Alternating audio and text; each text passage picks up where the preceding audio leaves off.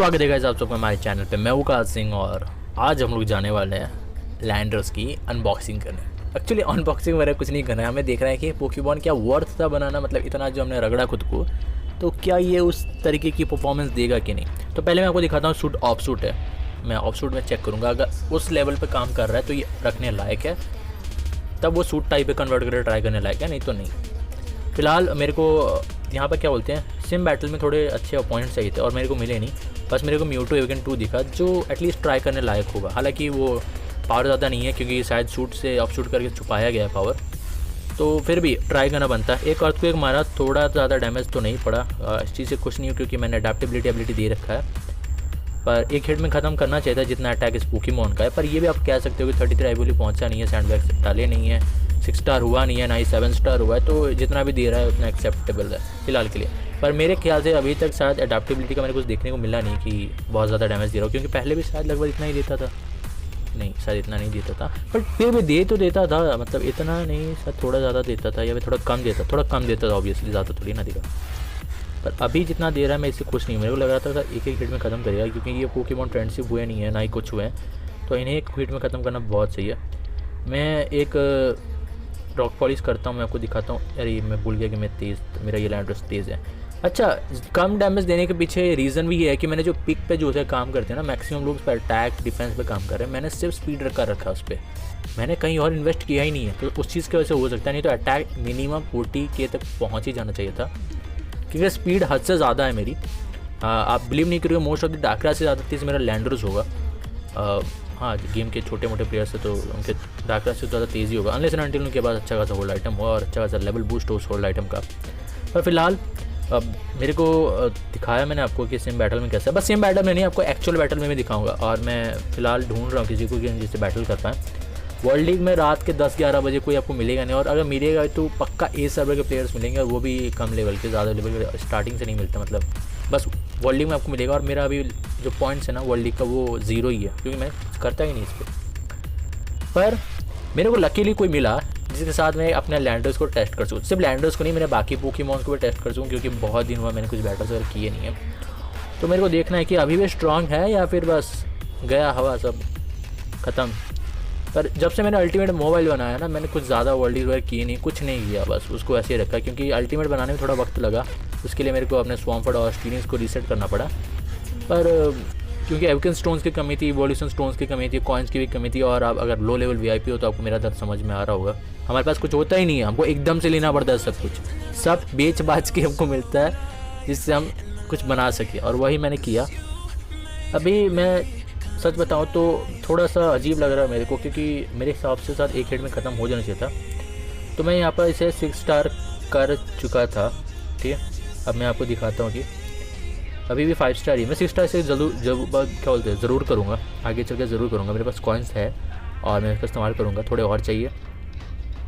बस जिस दिन ये 6 स्टार और 7 स्टार हो गया और सैंडबैग मैक्स हो गए, और अगर पिक पे मैंने तब तक अटैक पे भी काम करना स्टार्ट कर दिया, तब ये पक्का ख़त्म कर देगा किसी भी टीम को। एक बार रॉक पॉलिश हो गया, इसका जी मूव एटलीस्ट एक पोकेमॉन को अपने साथ लेके जाएगा, अगर नहीं लेके गया ना तो आपको मेरा नाम बदल देना। अनलेस अनटिल टाइप का बहुत बड़ा डिसएडवांटेज हो, जैसे फायर स्टील हो ओपोनेंट, या फिर फेरी स्टील हो, या फिर ऐसे टाइप हो जिसपे ग्रास टाइप मूव्स का घंटा असर पड़ता भी नहीं हो।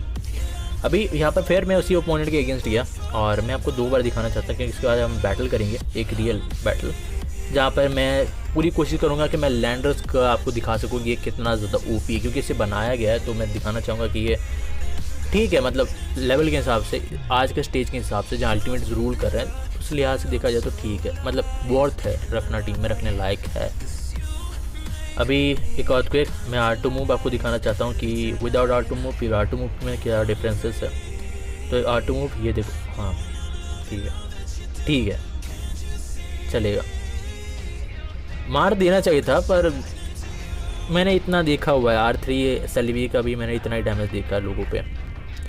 अभी सारी चीज़ें ख़त्म हो गई हैं, तो मेरे को यहाँ पर आसपास में ज़्यादा अच्छे प्लेयर्स दिखे नहीं होते, मतलब ऐसे दिखे हैं जो बैटल कर सके, पर मेरे को फिर भी कुछ थोड़ा तगड़ा बैटल करना है। स्टार्टिंग से ही अपने सर्वर में तो ज़्यादा एक्टिव प्लेयर्स है भी नहीं है, जब तक बाकी सर्वर मर्ज नहीं होंगे। अच्छा, मेरे को यहाँ पर एलन बुला रहा है, तो हम लोग यहाँ पर एक बार देखते हैं कि एलन का सबसे स्ट्रॉन्ग पोकेमॉन जो है उसके साथ एक बार लैंडर्स को उतार के देखते हैं कि कौन ज़्यादा खतरनाक साबित होता है। मतलब मैं कहूँगा तुम भी अटैक करो, हम भी अटैक करते देखते हैं कौन सा अच्छा साबित होगा।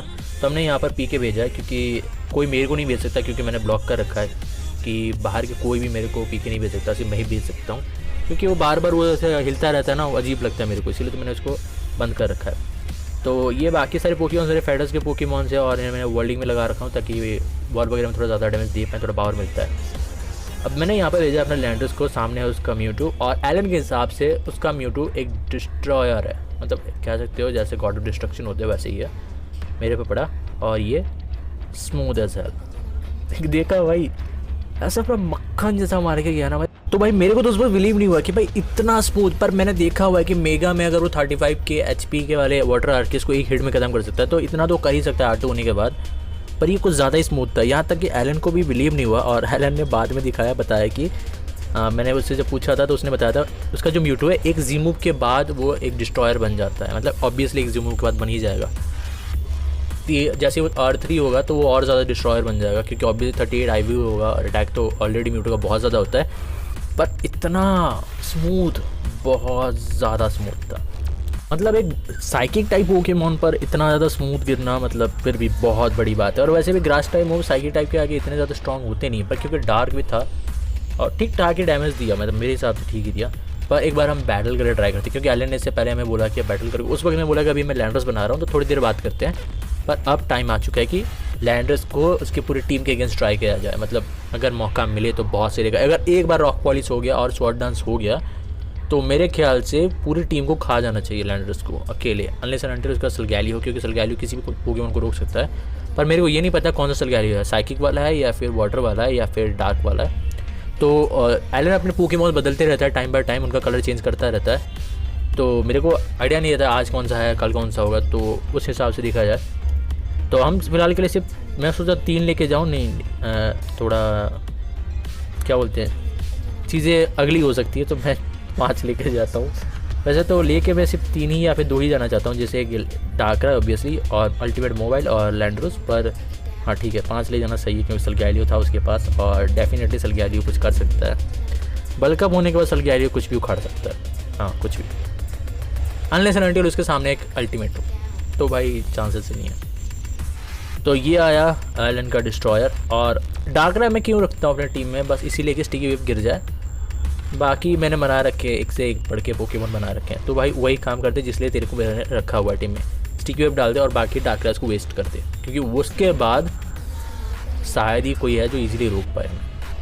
अब मेरा काम हो चुका है तो मेरे को कुछ देना नहीं है, थोड़ा सा डैमेज दे के जाना चाहूँगा मैं इस म्यूटू को, बाकी का काम मेरा ज़ैगार्ड उखाड़ देगा। और मैं ज़ैगार्ड बहुत तेज़ है, मतलब मेरे हिसाब से अभी अगर मैं बोलूँ तो मेरा हिसाब से तेज़ है, ऑब्वियसली बहुत तेज़ है। 26-27 की अगर आपकी स्पीड और आपके ज़ैगार्ड की और इसी के साथ तगड़ा अटैक भी हो तो बहुत स्मूथ होता है। अभी मैंने सीधा भेजा अपने ज़ैगार्ड को, क्योंकि म्यूटू के बाद डबल जी मूव होता है, अगर वो मेरे पे वेस्ट हो जाए तो मैं बहुत ज़्यादा खुश रहूँगा, तो मैं यहाँ पर प्रोटेक्ट यूज़ करता हूँ ताकि अगर उसका जी मूव आए तो वेस्ट हो जाए। पर नहीं लगे यहाँ तो एलन की भी यही स्ट्रैटेजी है कि हमारा डबल जी मूव वेस्ट किया जाए, पर मैं इतने जल्दी अपने डबल जी मूव वेस्ट करने नहीं दूंगा, क्योंकि बहुत ज़्यादा वक्त लगा था मेरे को डबल जी मूव हासिल करने में, तो उसे जाने इतनी जल्दी नहीं दूंगा। और बहुत जल्दी मेरा ज़ैगार्ड भी R3 हो ही जाएगा और 38 IV इस पर भी होगा, मतलब एक एक वेव्स में एक एक पोकेमॉन डील करेंगे हम लोग, अनलेस अनटिल वो R2। तो ये वाली चीज़ को ऐड कर लेना, ये एक सफिक्स की तरह ऐड कर लेना, हमेशा ख़त्म होते वक्त ये होगा कि अनलेस अनटिल R2 हो। सामने एक ग्राउडॉन है, मैंने रॉक पॉलिश कर रखा, एक अर्थक्वेक तो मार नहीं पाएगा कि वहाँ पर सलगैलियो को नहीं मार पाया, तो यहाँ पर ये तो वैसे भी एक ग्राउडॉन है। और क्योंकि मैं ज़ैगार्ड अपने लैंडर्स दिखाना चाहता हूँ, तो इसलिए मैं ज़ैगार्ड को भेज रहा हूँ, क्योंकि ये है जो फायर टाइप जी मूव हैंडल कर लेगा। सोमफड़ के बाद मेरे पास यही पोकेमॉन है जो फायर टाइप जी मूव ईजिली हैंडल कर लेगा, और मैं मैक्सिमम टाइम इसी को आगे करूँगा। और भाई इतनी मेहनत, इतना तगड़ा पोकेमॉन है तो रिस्क लेना बनता है। अब मैं यहाँ पर खड़ा रखूँगा ज़ैगार्ड को, मेरे कोई ज़रूरत नहीं है चेंज करने की, क्योंकि इनकेस अगर ग्राउडॉन अटैक 6 पर भी पहुँच गया तो एक हिट में नहीं मार पाएगा, ये मैं लिख के देता हूँ, पर ज़ैगार्ड एक हिट में पक्का मार देगा। मैं वो आपको साइन करके देने के तैयार हूँ, इतना ज़्यादा अटैक है ना फिलहाल इस लेवल पे। जैसे ही मैं पिक पे काम करूँगा 38 IV हो जाएगा तो ये और ज़्यादा अटैक होल्ड करेगा। तो फिलहाल एक जीमो अपने पास कितना स्मूथ जा रहा है, मतलब मेरे पोकेमॉन मुझे किल कर रहे हैं, बहुत स्मूथ करें, पर अभी नहीं, ज़ैगार्ड का काम हो गया। मैं अभी फ़िलहाल के लिए ज़ैगार्ड को हटाने वाला हूँ, बस ये देखना चाहता ठीक है यहाँ पर डाकरा है। डबल जी मूव बिल्कुल नहीं, मैं सिर्फ एक कैनन से ख़त्म कर दूंगा। ये स्ट्रेंथ है मेरे ज़ैगार्ड की, तो इसे इस्तेमाल करना बनता है। ये ऑलमोस्ट अच्छा ये लेफ्ट ओवर्स था तो रिकवर हो गया थोड़ा सा, एक और R2 में मार सकता हूँ, पर मैं उसे बाद में यूज़ करूँगा। वेब से ख़त्म कर, अच्छा ये बच गया, वेब से बच गया। एक मिनट, क्या मैंने सच में शेयर कोल्ड देखा? भाई आप ध्यान से देखो तो आपसे 8 लेवल ज़्यादा पोकेमॉन का है, तो आपके 1 लेवल भी ज़्यादा रहता है तो शेयर कोल्ड हिट नहीं होता। तो इतना शायद पता होना चाहिए, फिर जानबूझ के ऐसी, क्योंकि ऑप्शन ही कुछ नहीं था तो इसलिए यूज़ किया गया। अभी मैं आपको दिखाता हूँ, वहाँ तो म्यूटू मरा था, क्या यहाँ पर पालकिया मरेगा? मैं लिख के तो ऑब्वियसली मरेगा। कितना स्मूथ भाई, जैसे वो जीमू पालके छूता है ना, पालके मर गया, अरे मर गया मैं। इतना खतरनाक जीमू, ऐसे अब देखने वाली चीज़ है कि R2 मार पाएगा। उस वाले म्यूटू को 10,000 डैमेज दिया था और इसको 11,000 दिया, तो हाँ ये है, थोड़ा सही लग रहा है। अगर अटैक +4 होता तो डेड ऑब्वियसली होता ही, पर मेरे हिसाब से शायद अडेप्टेबिलिटी एबिलिटी काम नहीं करी, क्योंकि मेगा में भी इतना ही तगड़ा था, ऐसे ही एक पालके वो आराम से एक जीमू में खा जाता था। अडेप्टेबिलिटी मेरे ख्याल से ग्लिच्ड है इस पर और ये काम नहीं करता, या फिर थोड़ा वक्त लगेगा, अपने आप अडेप्ट कर लेगा। क्योंकि मेरे को कुछ खासा असर दिखा नहीं, जितना डैमेज पहले पड़ता था उतना डैमेज आज भी बढ़ रहा है। मतलब अडेप्टेबिलिटी ऐसा होना चाहिए कि अटैक +2 हुआ नहीं कि ओपोनेंट की पूरी टीम को ख़त्म, पर ऐसा कुछ मेरे को दिखा नहीं है। फिलहाल मैं वेव्स डाल के इस क्या बोलते हैं सलग्यारी को पकड़ना चाहता हूँ। मैं नहीं चाहता कि डार्कराय आ जाए मेरे गेंगार को एक जीमो मार के सुला दे, उसके बाद वो वेव्स डाल दे और फिर मेरे सारे पोकेमॉन को सुला दे। तो उस तरीके से चीज़ें अगली हो सकती है, पर एक जीमो से तो मार नहीं पाएगा मेरे गेंगार को। और जब से गेंगार पे वो आया है कि आप उसे ट्रैप नहीं कर सकते, तब से वो भी एक काइंड ऑफ डार्कराय किलर बने गया। अनलेस एंड अनटिल ओपोनेंट के बाद 2 ही जीमूव्स होते हैं, ठीक है। तो अभी मेरे पास इस सलग्यारियों को मारने के बाद मेरे पास मोबाइल रहेगा, जिससे मैं एक आयरन हेड में शायद मार दूंगा उस आराम से डार्कराय को, क्योंकि मेरे जो मोबाइल का अटैक है और स्पीड भी, ठीक है, स्पीड भी बहुत ऊपर है, अटैक भी बहुत ऊपर है, तो उस लिहाज से देखा जाए तो आराम से ख़त्म कर देगा एक आयरन हेड या फिर थंडर पंच में।